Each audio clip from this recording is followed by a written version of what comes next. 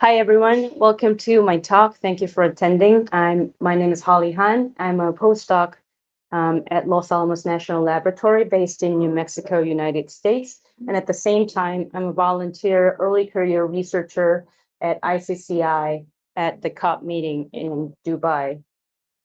So today I'll tell you about my research, but also cover a higher level of climate interactions between ice sheet, climate, and sea level changes. The slide shows the surface temperature change between the 1901 to 2021. It is actually showing a difference from global temperature average for respective years relative to the average value between the 1901 to 2000. And you can see that the global temperature actually has been rising at the rate of 0.09 Celsius per decade. And so this warming was clearly due to a lot of components. And however, the black line here that shows the observations of global surface temperature since 1950 can only be explained when we incorporate the greenhouse gases emitted by human activities, shown in red, and the natural causes shown in green, and aerosols due to human activities that reflect sunlight off in the air, shown in blue, and the gray color showing the combined natural causes that is actually matching the blue curves, the observation lines. So in the latest IPCC report, sixth report, said that anthropogenic climate changes is unequivocal and ongoing. So there is no question as to the reason for the current rate of climate change is due to human activities. So what is the problem with recent climate change trend? This plot is showing the temperature changes through the last 1,000 years, about 1,000 years, and this is also famously called the hockey stick plot by Michael Mann et al. And it's showing the temperature changes in the Northern Hemisphere compared to the average taken between 1961 to 1990. And you can really see that in the blue curve, the temperature changes recorded in the natural resources like tree rings, corals, ice floors, and historical records have been quite flat compared to the rate we've been experiencing in the past decades. And so the problem is that this change is too fast. Obviously, there has been changes through the last thousands of years due to natural causes, but because of the human activities, we are actually accelerating this rate of climate change or global temperature warming. So going forward, what is going to happen is something that everyone is curious about. And so here is the plot is showing the projections of global temperature change through the 21st century. And all the values are comparison relative to the average taken between year 1995 and year 2014. And this blue line is what we agreed upon in the Paris Agreement. So this is about 1.5 degrees Celsius warming by the end of the century. And then as you go higher and higher in number, it represents that the forcing is stronger and warming is stronger. So we can see that the projections really starts to diverge around year 2040. That's about in 20 years' time.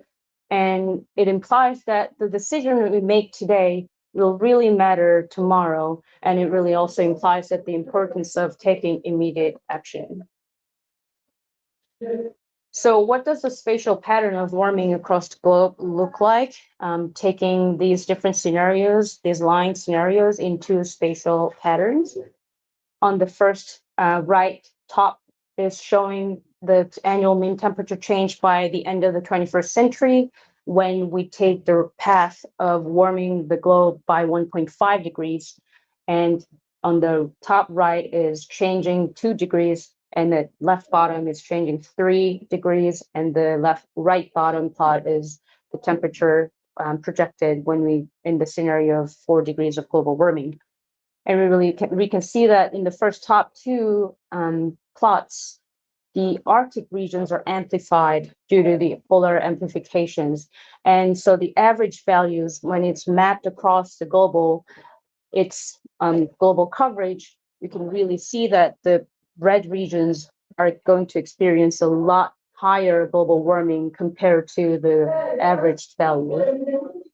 And at the bottom, when we go beyond 3 or 4 degrees, then almost the entire globe gets really, really red, experiencing higher than 4 to 5 degrees of warming. So looking at the difference between 2 degrees versus 1.5 degrees warming at the very top on the right hand side, you can see that it's already pretty, well, we're taking the only quote unquote only 0.5 degrees of difference globally average value. But when we look at the spatial pattern, it's going to be a lot higher than 0.5 degrees, up to 1.5 to 2 degrees. So we always have to think this globally average value in terms of spatially varying values and more like a globally average value rather than just thinking that this is only a small number that isn't going to cause any trouble for us.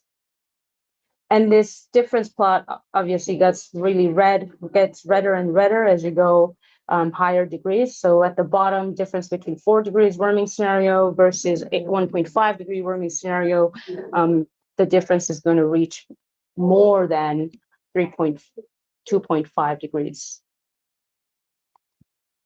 So what are the consequences of global warming in different levels? This is showing the pattern of global temperature by the end of the century, and as we saw before. And at the same time, we're going to have really more exacerbated climate events. For example, the 10-year event, which means that an climate extreme event would have happened once in 10 years in the pre-industrial climate.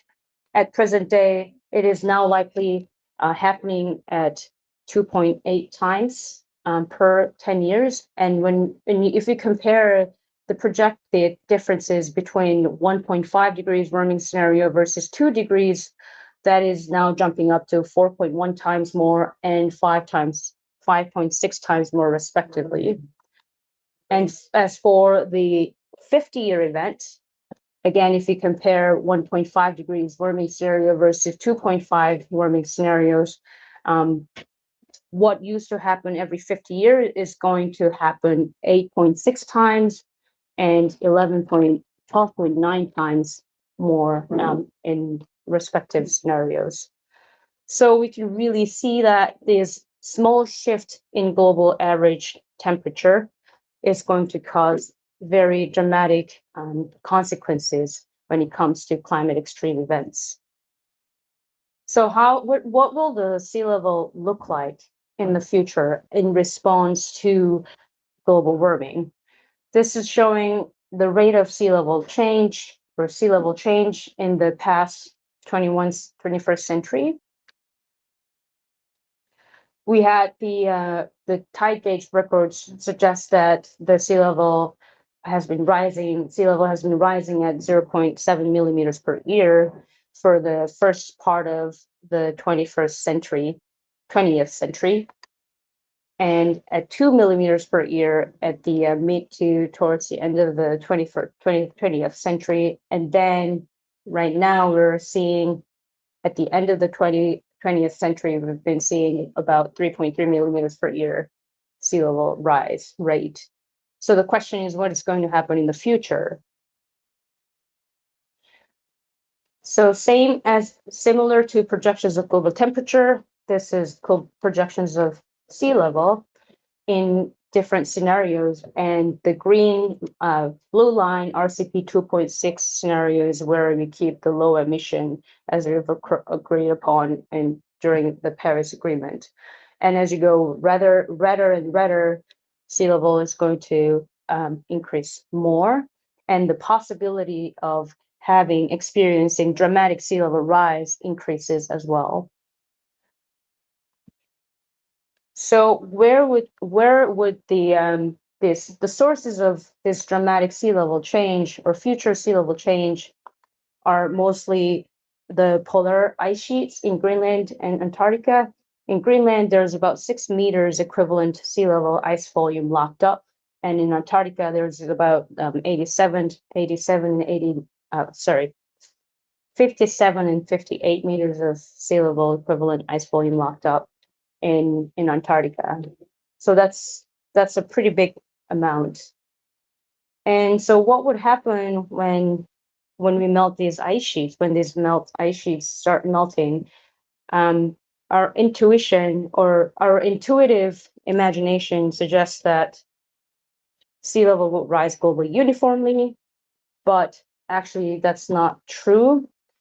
Sea level change pattern is pretty complex. So, for example, when Greenland ice sheet melts, the bottom plot is what the pattern would look like. And this is basically showing if one melts Greenland ice sheet to raise sea level by 1 millimeters per year, then the regions in gray will experience sea level fall, and regions in blue will experience sea level rise, but smaller than the value of global mean value. And red and orange, yellow, orange, red regions are going to experience sea level rise greater than global mean average value. And this is what sea level pattern would look like when one melts Antarctic ice sheet to raise sea level by 1 millimeters per year. West Antarctic ice sheet, to be more precise. So we can really see that the sea level change in response to ice sheet melting has its own fingerprint. And the physics of that is the following. First of all, when ice sheet melts, there is this instantaneous and slow deformation of the solid earth. So more like uplifting solid earth in response to unloading of the ice. And ice sheet is a giant mass. So when it's there, it attracts ocean water close to its body. But as it melts away, the ocean water near ice will migrate away from the retreating ice sheet. So the combination of this weakening of gravitational attraction of ice onto ice, thus causing sea surface height fall, combination of that effect and also the uplift of the solid earth together causes the local sea level fall near the retreating region. And that's what's happening in these gray regions in the bottom plots. At the same time, retreating ice sheet in the polar region causes shifting in the rotation vector of the Earth. So it also then imprints this quadrature pattern on the globe. So all these effects together are called GRD effects: gravitational, rotational, and deformational effects. And the importance of GRD effects is that it allows us, when we understand these processes, it allows us to fingerprint sea level change associated with ice melting. And also these GRD effects in turn influence the ice sheet behavior. So there's this feedback between ice sheet and GRD effects. So ice sheet changes in response to climate change, and GRD effects in response to ice sheet in turn affects the ice sheet dynamics. So this feedback is really important to capture in projecting both ice sheet and sea level. And so this GRD effect is especially important to capture in ice sheet dynamics when ice sheet is based in marine regions. So that means that if ice sheet is sitting below the ocean, ice sheet is pretty unstable. I guess I'll first introduce the dynamics of it or physics of it. So when an ice sheet is sitting on a bed, especially when the bed is going, the depth of the bed is increasing, going inland, and the ice sheet loses mass across its grounding line, which is where the ice sheet starts to float into the ocean. And so the thickness of the ice sheet at the grounding line is proportional to the depth of the ocean there. And so if the ice sheet is sitting on a bedrock that is going deeper and deeper inland, then that means that the ice sheet thickness at the grounding line, as the grounding line retreats backward, is also going to increase, and therefore there is increase in flux of the ice across the grounding line, and that is going to cause this feedback and runaway effect of ice sheet. So when we incorporate the GRD effects, which captures this uplift of the solid earth and dropping of the sea surface height, causing local sea level fall, then now what it used to be on the retrograde slope, as the ice sheet loses its mass, the solid earth is bumping up and the sea level is falling. So that causes, or that feeds back into the ice sheet and act as a stabilizing factor. So this is a demonstration of using a simple model when there is no sea level feedback or GRD feedback on a marine-based ice sheet on a retrograde bed slope. If you just let the ice sheet just retreat or evolve, then it's going to experience this runaway effect. So going from very end, like the larger ice sheet in the blue, and then going all the way down to the light blue color scheme. And so this ice sheet experiences what is called marine ice sheet instability. On the other hand, when one incorporates sea level feedback, then the local sea level will fall and act as a stabilizing factor onto this marine-based ice sheet. And you can see that the ice sheet actually doesn't go through the runaway effect. And this effect has been shown in the last decades by a number of numerical modeling groups across the world. So this GRD effect is really important to capture in places like West Antarctica, where you can see that the Antarctic bed elevation goes below zero, which means that the bedrock is below sea level. And when you look at the cross section of the bedrock in West Antarctica, you can actually see that the ice sheet is marine-based, and then it sits on that retrograde bedrock. So this GRD effect is potentially very important to be captured in this setting in the West Antarctic region. And also, obviously, a couple of days ago, Chris Stokes gave us a talk on focusing on East Antarctica, the East Antarctic ice sheet, and there are 3 marine-based ice sheets that are also behaving or situated in a pretty similar setting as the West Antarctic ice sheet here. So going into my topic of research, this GRD effects or sea level feedback is important for projecting ice sheet contribution to sea level. And there is this paper that was published in 2020 by Cerossi et al., who did this amazing work of collaborating and combining all the projections from ice sheet modelers across the world and provided the projections of sea level in over the 21st century. And these all different color schemes or lines are projections of sea level by all different ice sheet modeling groups across the world.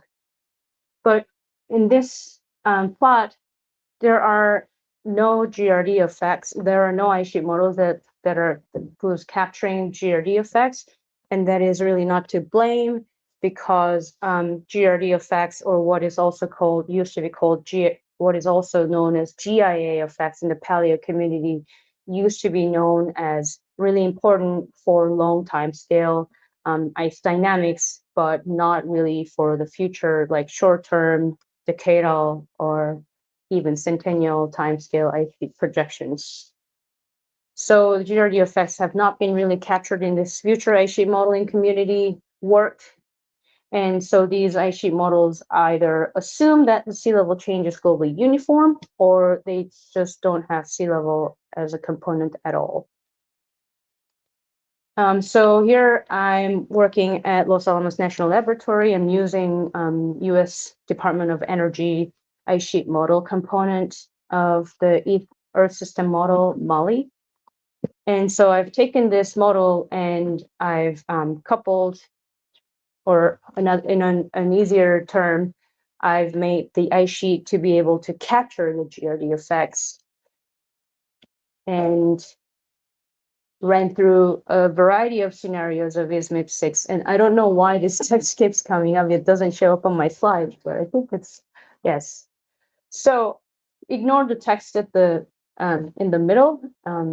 ISMIP6 published or announced a new protocol in which the climate forcings are extended up to 2300 as opposed to 2100.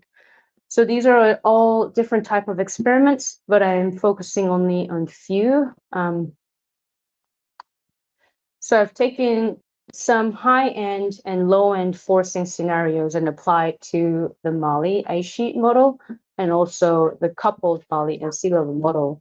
And so it is showing the sea level projection of by MALI through the next 280 years.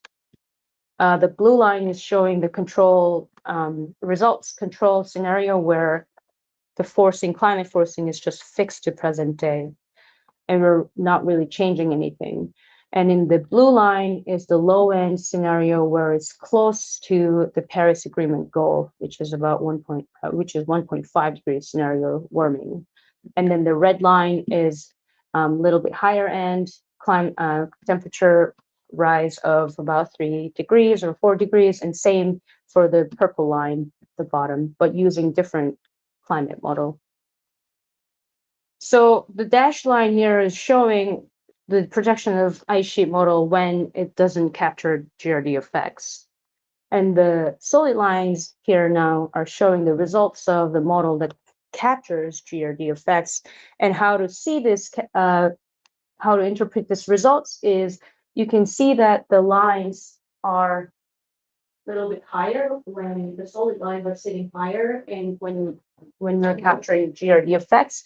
And that means that the ice sheet is melting less. And so the y-axis is sea level rise in meters, and x-axis is here until from 2015 up to 2300.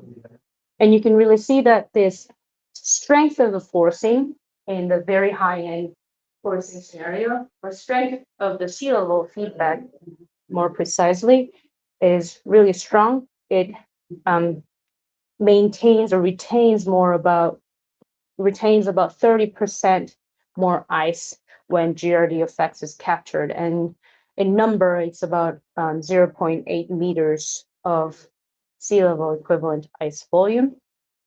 And so, and then if you go to lower and lower end forcing, then the amount of, or the strength of sea level feedback gets smaller, but actually the time it takes for ice sheet to melt the same amount it increases much more. So basically, in order to melt the same amount of ice when we capture and share the effects, there's about 40 years of delay, which is still pretty long for a policy timescale. But when you look at the blue lines and red lines, then the delay duration or delay time gets longer. For example, for the red line, the delay would be about 100 years or 80 years. And then for the blue line, it's just, gets way longer. So it doesn't really, we don't really see the same amount of ice melting in this blue low end forcing scenario. So it really means that in this 1.5 degree warming scenario, we can save a lot more ice So it's a hopeful message that I see from this research, these results. Just looking at the spatial pattern of changes in the control run, where we keep the climate change zero, so keeping the present day climate, and yet we can see that the changes on the right-hand side at 2100, year 2200, and year 2300, there is still loss going on, shown in brown and yellow regions, specifically focusing on the West Antarctic region. So that's where the Thwaites Glacier, or so-called Doomsday Glacier, is located. And this is really the key glacier in Antarctica right now that everyone's concerned about for potential contributor to future sea level rise. And so I'm just picking the very high end scenario, UK ESM SSB 5, 8.5 forcing, where we've seen this really more than 2 meters of sea level rise and the strong sea level feedback effects. The plots here on the left show the changes in ice thickness relative to 2015 at 2100, 2200, and 2300, and then the final ice thickness at 2300. You can see that all the ice shelves or floating ice in the Filchner-Ronne and Ross ice shelf really all go away, and also same for the West Antarctic ice sheet in the Thwaites region. And the difference in ice thickness changes when we incorporate the GRD effects versus not incorporating GRD effects. We can see that these effects last long, and by the end of 2300, there's a lot more ice surviving in the Thwaites region, shown in red right here.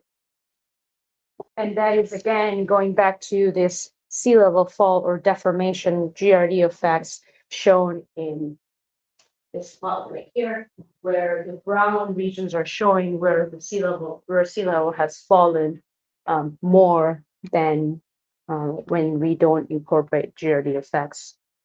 So this plot is really to show this, how the feedback, capturing the feedback of GRD effects in our ice sheet projections change our projections by much, and shows huge differences in ice thickness, especially in the region of our interest at the moment. So this is another great thing about capturing GRD effects, is that one can actually predict pattern of sea level change associated with ice sheet changes. So as we've seen in the previous plots, where those lines showed globally average mean sea level change, here we can actually see where around the Earth is going to experience sea level rise or sea level fall. And so I'm taking the configuration from the initial condition at 2015, and then the results where GRD effects are on. So these plots show the drastic difference in ice thickness, especially in these Western part regions. And so when you go from here to here, this is what we're going to see in terms of sea level change pattern. So you can really see that in the red regions, and saturated regions along the coastline of Antarctica is where it experienced sea level fall. And because ice sheet was lost, and then the solid Earth uplifted and sea surface height dropped. So this local sea level fall is shown in these red regions. And as you go further and further away, the blue regions are experiencing sea level rise more than globally average value. So I just wanted to go back to the point where, or bring up a point where I'm doing this climate science, or this topic of research of my interest, but also I'm more motivated to continue this research because it's not only about understanding physical processes, but it's also about understanding our world in a more humanistic way, so to speak. this is really showing that regardless of where you melt the ice from, either from the Northern Hemisphere or from Antarctica, the most vulnerable countries in the countries to sea level rise is situated in the equatorial region. And so they are going to experience sea level rise higher than global mean sea level, regardless of where we melt ice from. And just showing the CO2 emission per person around the globe, these equatorial regions, these countries have contributed almost nothing. I was talking to a Jamaican seaweed farmer yesterday at the Cryospheric Pavilion, and he was really concerned, and he was bringing up the point where his country contributed about 0.04% of the total CO2 emitted in the world. So yeah, just bringing the humanity point of view to research. And then the bottom plot shows the impacts of climate change around the world, and the red plot is red regions are where it's more vulnerable to climate change, and we can really see that these regions are where they're less developed. And the main reasons why these less developed countries are more vulnerable to sea level rise and climate change in overall is because they're not only geographically disadvantaged, but also they're currently economically underdeveloped. So they are more, they can't really manage the adaptation mitigation effectively by themselves. So it is great that the Loss and Damage Fund at COP28 and Dubai this year has been finalized, but obviously we have a long way to go in terms of raising that fund from $1 million, hundreds of $1 million to billions of dollars. So let's see where the COP takes us. So this is a justice problem in humanity. And so I think that as an early career researcher through ICCI at COP this year, I'm not only being very motivated and more inspired by talking to people from all around the world, scientists, general public, and policymakers. And I'm really happy to have found more context in where I can fit my research into. So I just wanted to leave that word of appreciation and thank you to everyone again for attending my talk. And this is the summary. I'll leave it to it, and yeah, I guess that's my.